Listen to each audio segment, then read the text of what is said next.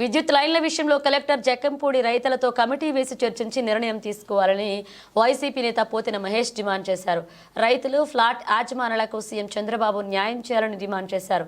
వెంటనే పనులు నిలుపుదల చేయాలని, లేని పక్షంలో నిరసన గళం విప్పుతామని హెచ్చరించారు. విజయవాడ వెస్ట్ బైపాస్ రోడ్ అలైన్మెంట్లో రైతులకు మరియు ఫ్లాట్ల యాజమానులకు ఎటువంటి సమాచారం ఇవ్వకుండా హైటెన్షన్ లైన్ల ఏర్పాటును వ్యతిరేకిస్తూ రైతులతో కలిసి పోతిన మహేష్ మీడియా సమావేశం నిర్వహించారు. ఈ సందర్భంగా ఆయన మాట్లాడుతూ రైతుల మీద కూటమి ప్రభుత్వం ఒత్తిడి తీసుకొస్తుందని, 2 రోజులు పోలీస్ స్టేషన్లో ఎందుకు పెట్టారో సమాధానం చెప్పాలన్నారు. లైన్ మార్పు చేస్తున్నామని ఏ రైతు పొలం పోతుందో అనే సమాచారం అధికారులు నోటిఫికేషన్ లేదా పేపర్ ప్రకటన ద్వారా ఇవ్వలేదన్నారు. రైతుల నుండి భూములు లాక్కోవాలనే ప్రయత్నం చాలా స్పష్టంగా కనిపిస్తుందన్నారు. పాత లాంకో లైన్లో నడపాలని, పాత లైన్ ఎత్తు పెంచాలని రైతులు కోరుతున్నారని చెప్పారు. లాంకో లైన్లు ఎందుకు మార్చుతున్నారంటూ నిలదీశారు.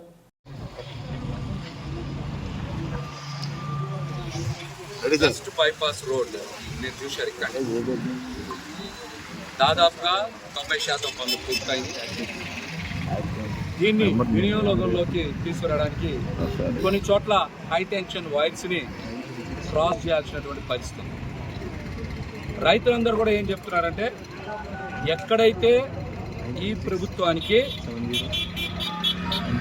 లైన్ క్రాస్ చేయడానికి స్థలం అవసరమో అక్కడ మేము స్వచ్ఛందంగా సహకరించడానికి సిద్ధంగా ఉన్నామని వెంకట సత్యనారాయణ గారు కానీ, తిరుపూరపు సాంబశివరావు గారు కానీ ఎంతో గొప్ప మానవతా దృష్టితో ముందుకు వచ్చి ఈ ప్రభుత్వానికి విజ్ఞప్తి చేస్తున్నారు. కూడా ప్రభుత్వానికి ఎందుకు చేస్తున్నారు? వాళ్ళు సాటి రైతులు 40 ఎకరాలకు పైగా నష్టపోతారు.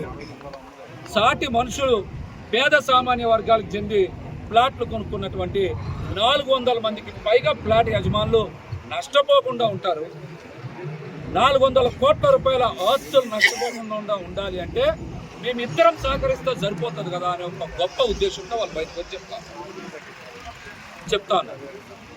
ఇది కూడా ఎందుకు చెప్తా ఉన్నారంటే, ప్రభుత్వం విపరీతమైనటువంటి ఒత్తిడి చేస్తూ ఉంది.